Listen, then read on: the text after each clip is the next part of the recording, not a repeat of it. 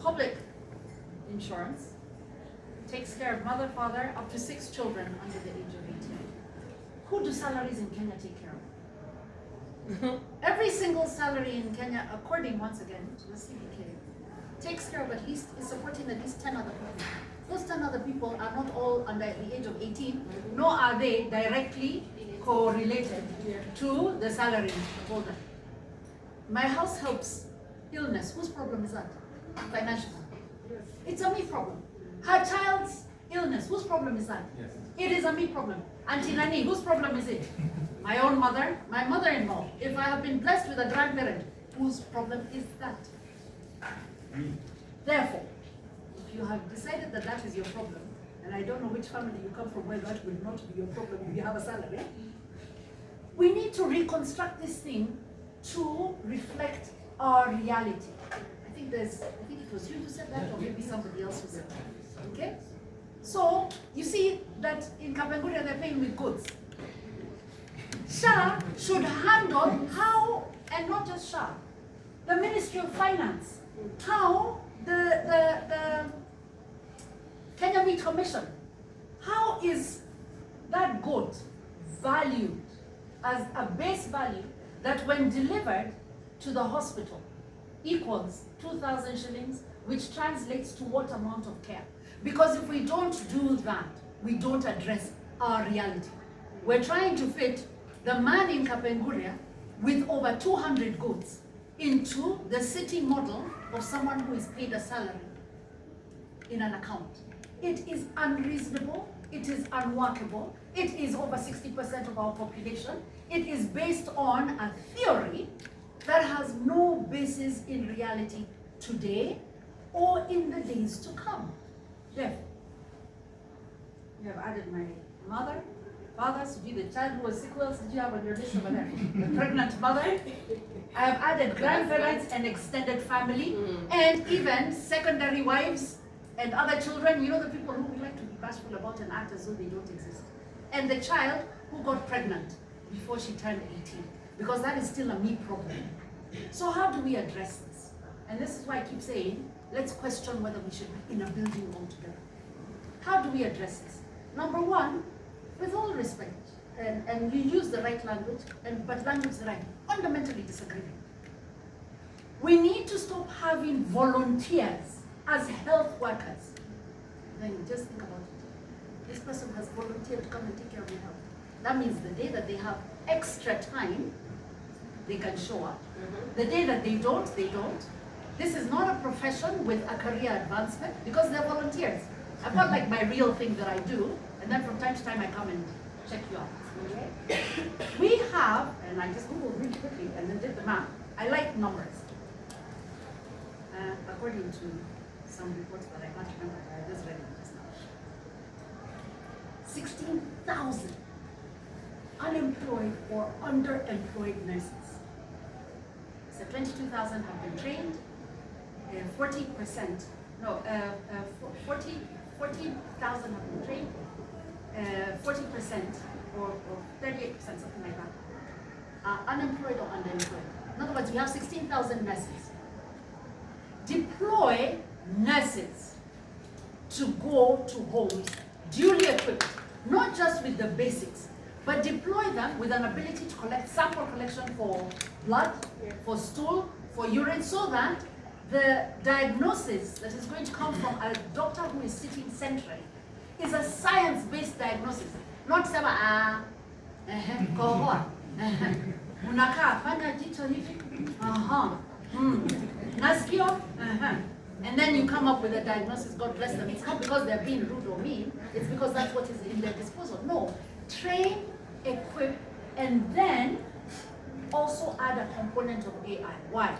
Because when they come to your home in Kapenguria, and the child is always sick, or the old person is always sick, they can make observations that are based in reality. In other words, the bedroom is right next to the kitchen where we cook with firewood, and that firewood is affecting asthma.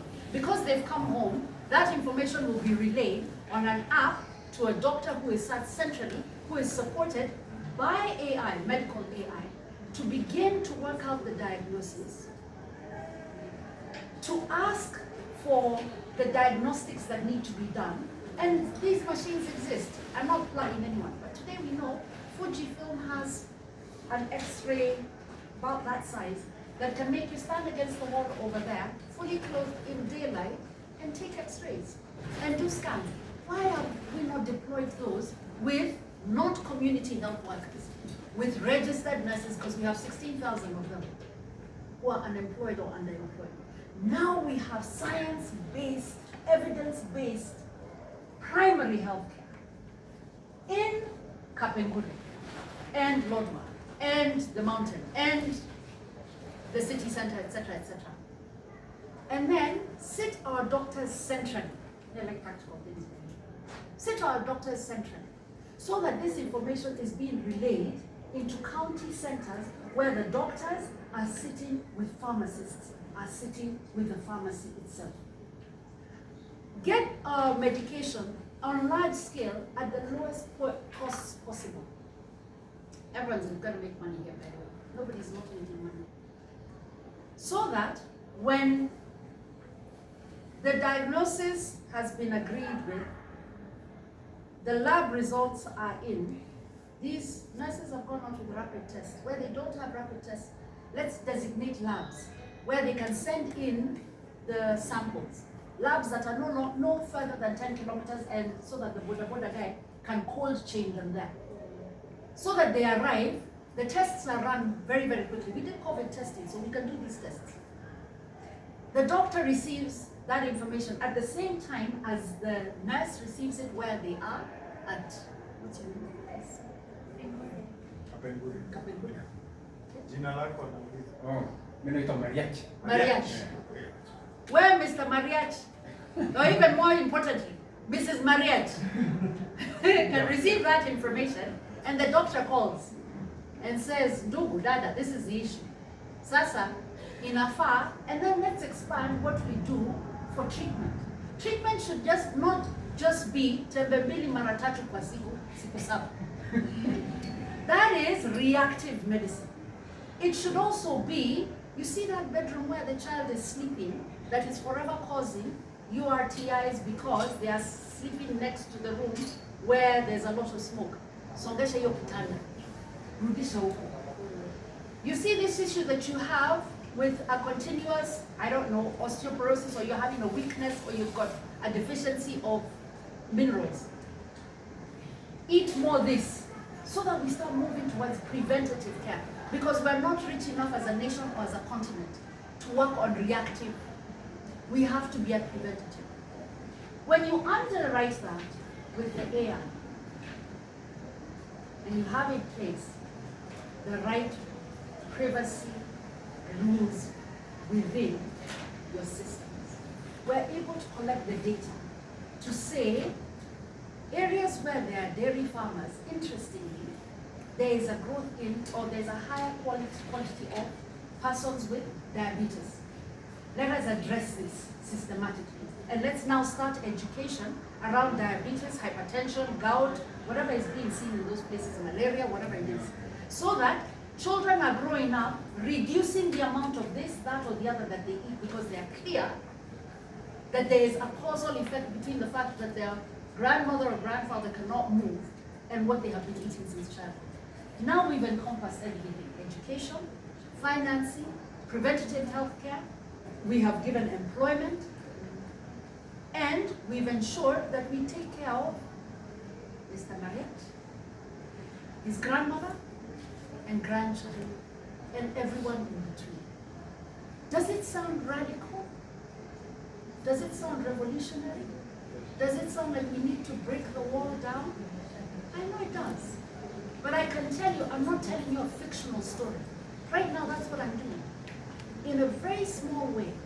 And working to white label it so that county governments can take it on. Why?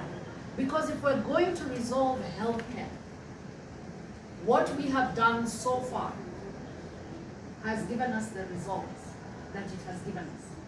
If we have wisdom, we will know that to do more of it, to do shinier of it, to do bougier of it, to do a combination of alphabet soup version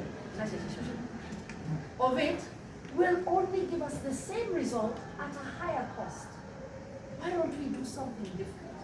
And not only do it here, but now export it into the region. So if I go to South Sudan, Uganda, Tanzania, my electronic health records will find me there. And I can access them, my doctor can, and I can receive treatment in a wider place, because we're only Kenyans because someone in 18 something grew a map. If I live in all those places that you said, I could be Tanzanian or Kenyan, and I should be able to access the same level of healthcare anywhere, everywhere, affordably, in a dignified way, without it costing me and bringing my family back to poverty, and addressing the reality that my one salary is carrying 10 people who are not necessarily related to me by birth or by blood, but who I must take care of because I am the breadwinner. Address our reality where and how it is. We resolve this problem and we don't have to wait for the rain to stop the trees. We go home. If we don't, we'll be here discussing, President Ruto said. Then Trump refused with the money from America, as though we are entitled to that money. That money belongs to the taxpayers of America. They were just giving it to us for a short period of time. It's not like we became the relas. So let's fix our own by finding our own solutions. And they exist in this country. Great. Now, before you come in, there's a question online for you.